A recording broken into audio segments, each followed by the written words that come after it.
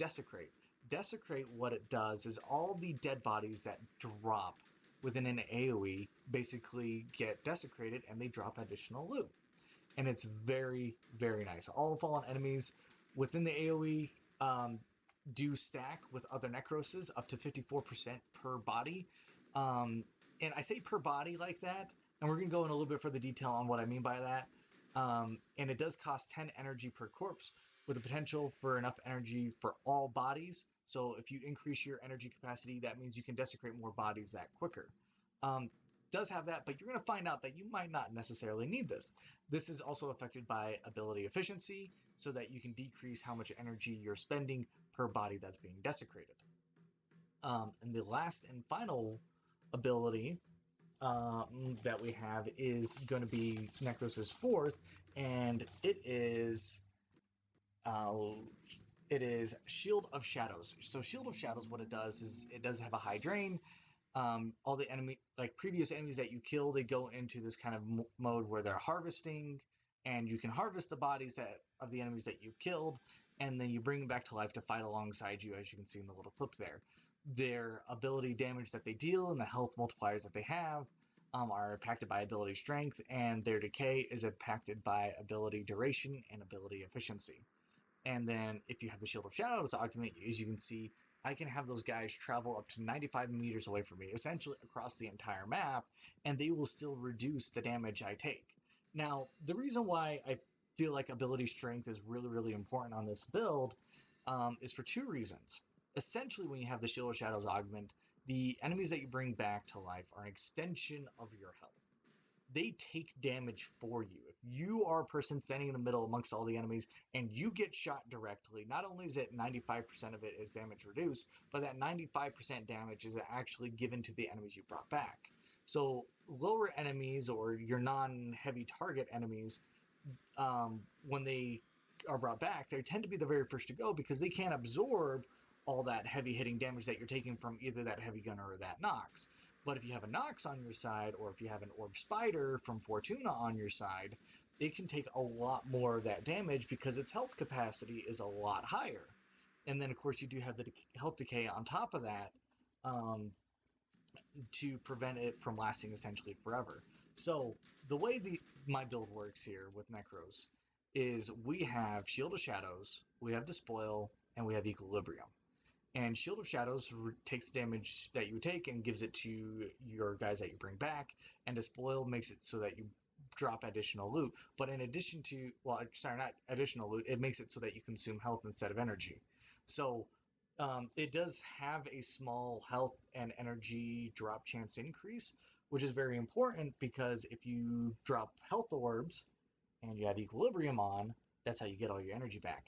So as you can see, I do not have any primed flow on my build, and that's because every single one of my abilities, when I'm using them in game, they synergize with that. So I will make a cast and I can spam any one of my abilities and I'll still be able to use it however I want. So I have Vitality to increase health, I have Overextended to increase the range at which my drones can be away from me and still take the damage for me. I have the ability strength so that they can take more hits, they can deal more damage, and they can survive harder hits altogether. And then I also have this little fun one, which is a really nice augment. Now this augment, I keep on usually when I'm going up against low tier enemies, but I also come up with when I have newer players with me in my squad. What I'll do is I have this augment on, and I can bring them back, and can be across the map, and they can survive and still get their affinity. I have Sure-Footed on, Prime Sure-Footed, just so that I don't get knocked down ever. Literally, it's impossible for the enemy to knock me down. I might get like a little bounce back, but I won't ever fall, so I don't ever have that time where I have to spend just trying to get up. Then a couple of other things that help out my Equilibrium synergies, I have Arcane Energizer, which is good for the team as well as myself, where it gives us and them energy. And then I have Arcane Guardian. I've heard of people like switching this out for Arcane Pulse. So if you have Arcane Pulse, that's a good one too, where when you pick up the health orbs, it gives you massive amounts of health back. That's a good one to have. In addition, I like to have the Arcane Guardian so I can have the additional survivability. I know you could technically switch it out for, there's a better one, Arcane shoot, what is it, bodyguard? Yeah, there it is. Nope, that's not it. There's a Arcane Tanker. There it is. So Arcane Tanker, and there's another Arcane. Basically, they relatively do the same percentage, but they give you a crazy amount of armor relatively quickly, similar to one another, so that you can also have that synergizing with you as well. So here we go. We'll go ahead and we'll take out. Let's see what kind of. We'll take out. Nope. Let's. We will do this one. We'll just do this one just for kicks. But we'll just go in, and for demonstration, we'll go ahead and put this on to public so people can join us, so you can kind of see how these abilities work, so that you can see that I'm not pulling things out of my hide. So, again, ultimately what we want to be doing is we want to be killing bodies. Oh, there's another unique synergy that Nekros. I almost forgot about it. I need to show you the rest of my loadout because there's synergies even between the weapons. So before we go into this mission, so I have on a Silver Prime and Akajara, and I got a Paracesis. And the reason why I picked these three weapons is for one reason and one reason only. And that is all, they are all high slash weapons. So if I pull out my if I look at my Paracesis, I don't have any elements other than slash. And that's important because you'll see that as I slice these guys open, they're going to fall into a whole bunch of pieces. And we're not going to be desecrating one body, but we're going to be turning one guy into 5 bodies. And then we'll be desecrating each one of those bodies 5 different times. So let me see. I think I have a buddy on that also will join us. He might have a Nekros. Let's see. Nope, I don't think he's on it quite yet, but not to worry. We'll see when they are on. I'll write out chat here to see if I can get another Nekros so you can see the other ability with the third.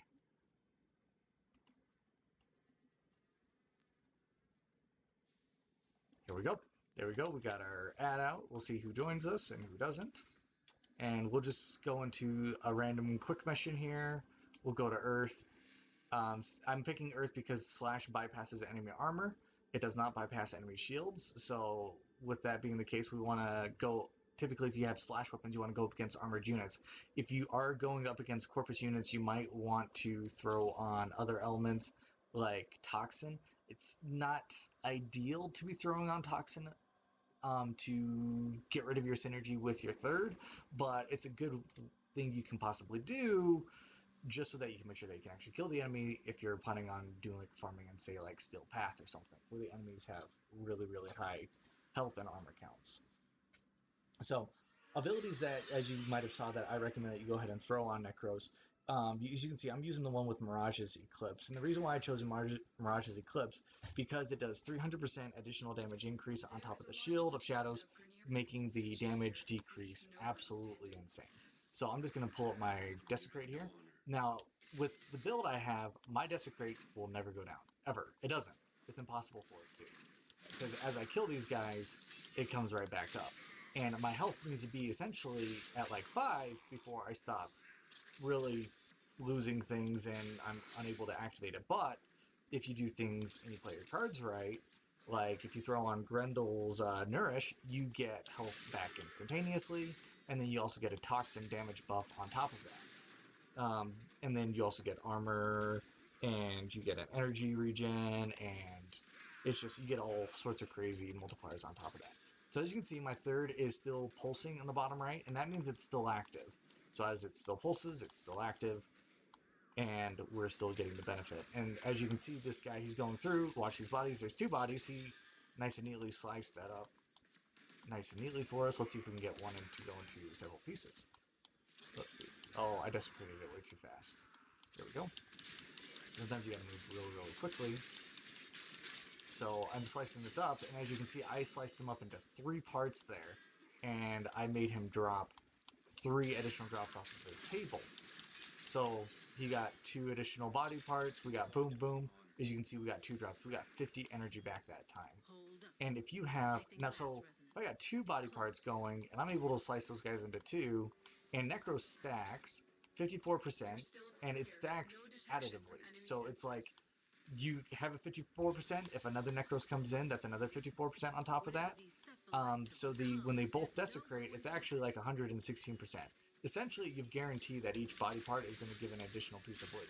So as you can see, I already got 2, so that means we'd be popping out like 4, not just 2. And if we had 2 other Necroses, it'd be like a 200. Sorry, it would be 108 if it was 2 of us, and then 216 if there were 4 of us. So they would be popping out with at least 2 additional drops on top of whatever else we're doing. So if you're trying to go, for an example, get like ferrite or credits or just anything, if you can get that guy's drop table to drop it more often, you can physically get more out of it just from making them drop more. So I'm slicing their bodies up, I'm proccing as much slash as I possibly can to get them all to explode, so we can get them slicing into bits and pieces, so I can desecrate all their nice little bodies so that we can get more loot. And I'll just go ahead and activate that, and didn't even, just like one-shot of the guy, didn't even need to work too hard.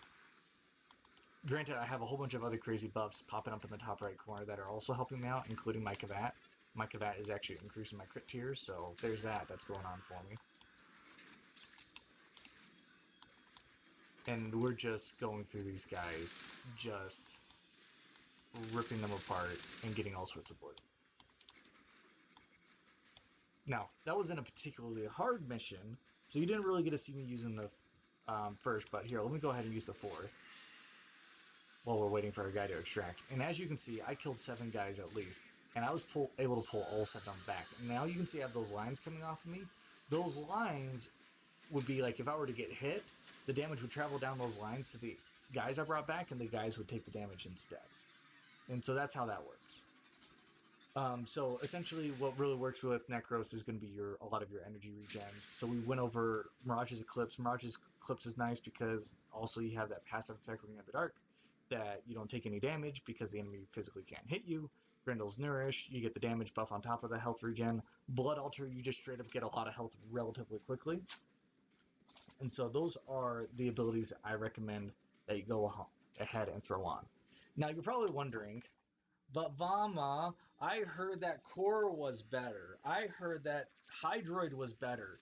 I heard that all these other Warframes were way better than Nekros, just because, like, I got my Strangle Dome and they got guaranteed, they got 60%. Nekros only has 54%. Yeah. Oh, and then, like, my favorite one, Atlas. Atlas is great too. So now let's go over and let's explain why Nekros is the king of farming, and let's go ahead and stack them. So we know a couple of things. One, we know Nekros stacks with other Nekroses, so you can get up to a 216% drop chance from every single body part up to 5. So that's 216 times 5. I'll let you guys do the math there. That's a crazy amount of drops just from having 4 Nekroses in your squad. Typically what people do, it's kind of interesting because not everybody knows this. So what you can do is you can take a group of 4 Nekroses in. When Fortuna first came out, it was a really, really big deal that you increase your drop chances. Now, Toroids, they were a bit of a struggle for everybody because they were impacted by loot drop chance boosters and that kind of stuff. So it was important to bring those things in, but they also dropped from normal enemies, and you could only get them in like 3 places for the Toroids and Fortuna. So if you didn't bring a full squad of Nekroses in, you weren't going to get any Toroids. It was very important that you brought in Nekroses because Nekroses stacked on one another. They added that in that update with Fortuna so that people could actually get Toroids. But you couldn't really do it with Hydroids, and you couldn't really do it with Khoras, and we'll go over why. So let me go ahead and we'll start with Atlas, and we'll start with Atlas, and people always quote Orgaze as the thing to increase your loot drop chance. He has an augment, and that augment we'll go over.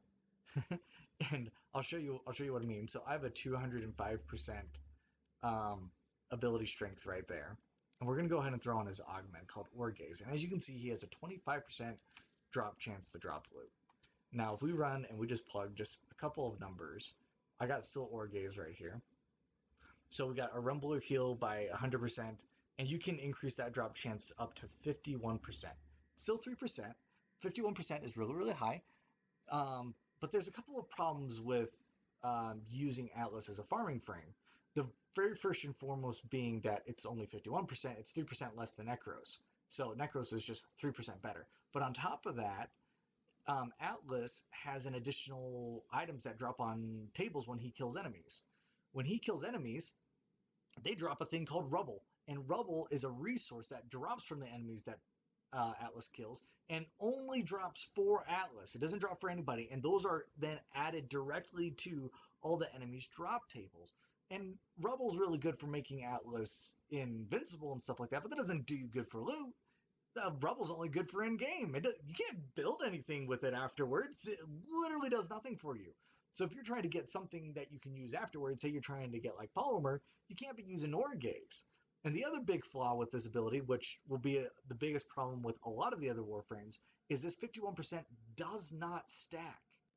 That means if you have 4 Atlases in the squad and they all petrify the same guy, you don't get 51% times 2 for every enemy that you look at. No, you only get 51% for every single guy that's basically covered in stone, and it's only a 50% additional drop. So that means if you, like that, for an example, if you have Atlas and he stuns and he freezes half the guys, and we got 20 guys out there, so he petrifies 10, and another guy, he petrifies 10, and 5 of his guys happen to be already been orgazed, and then they go ahead and destroy all those guys. There are 5 guys that were missed. But with Nekros, if those same Atlases were to kill all those guys, Nekros would get a drop chance from every single one of them on top of the 51% that Atlas gives. So now let's go ahead and go through and explain why we might not want to do like a Hydroid. So let's go to Hydroid. And we'll find out this real quick, that we're going to run into a very similar problem. Not nearly as bad as Atlas is, because he doesn't have any additional things on his drop table, but you're going to come across a very similar problem. So we got Proliferating Swarm here. So Tentacle Swarms, enemies held by tentacles have a 100% chance to drop additional loot. And we have so we got Proliferating Swarm there, and the number of tentacles you can spawn is 20. And each tentacle can only hold 1 guy at a time. As you can even see in the video, they're only holding 1 guy at a time. If you got a tentacle that was holding 2 guys at a time, it'd be a different story. But only 1 tentacle, 1 guy. And if it's only 1 tentacle, 1 guy, which it always is, then you only get an increased drop chance for those guys. Guaranteed, they're guaranteed to give you 2. And if you were to stack, you could stack this particular guy with Nekros, and Nekros would then turn that 100% into 150%. But the other problem with this ability is that it has a duration. You have to wait a full 19 seconds before you can recast that ability.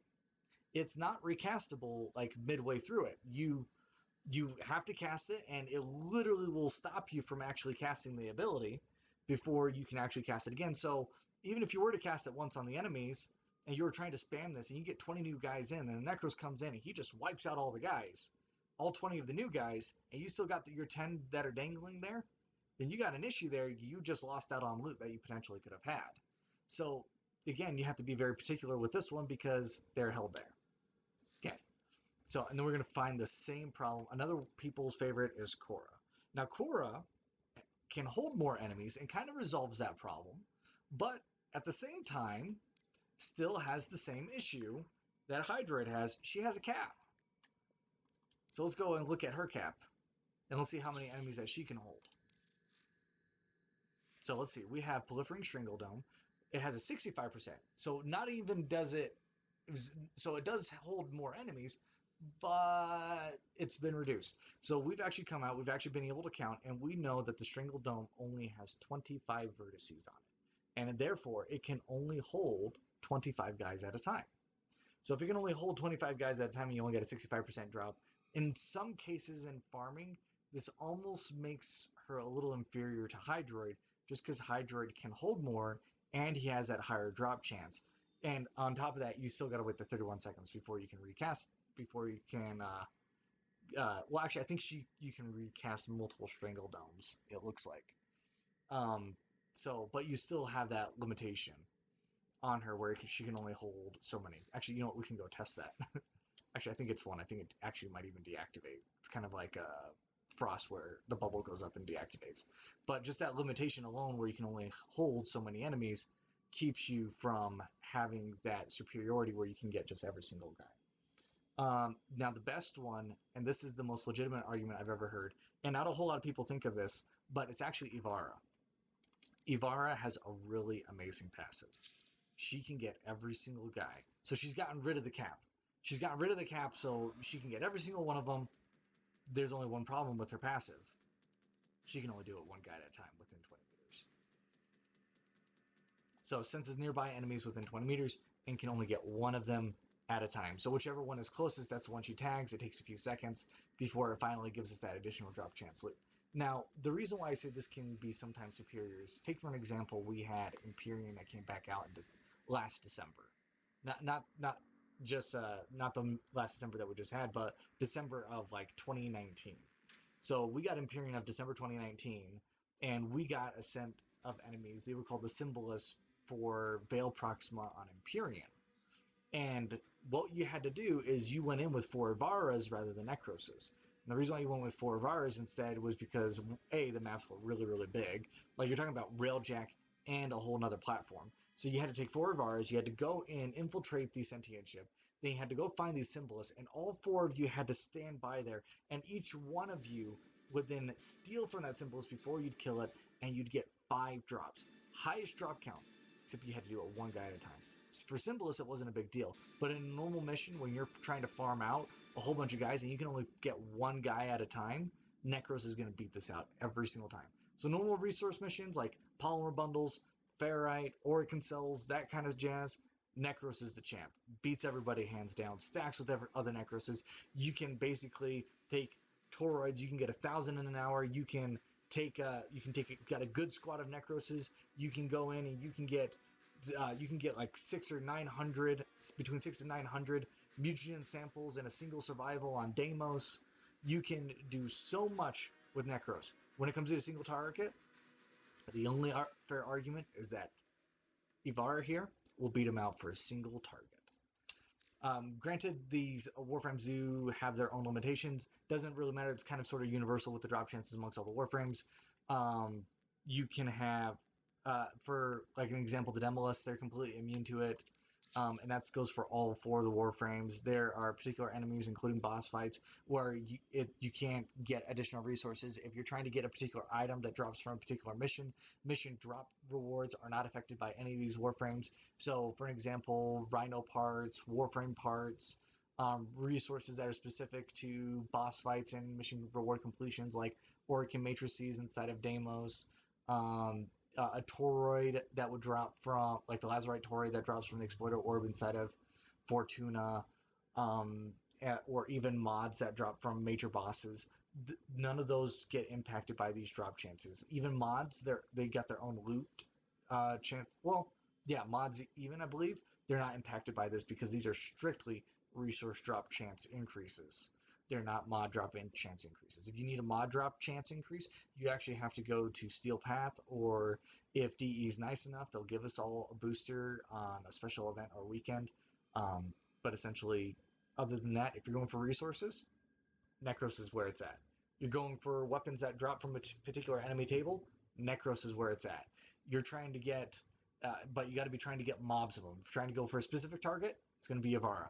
Therefore, Ivara is the queen of farming, Nekros is the king.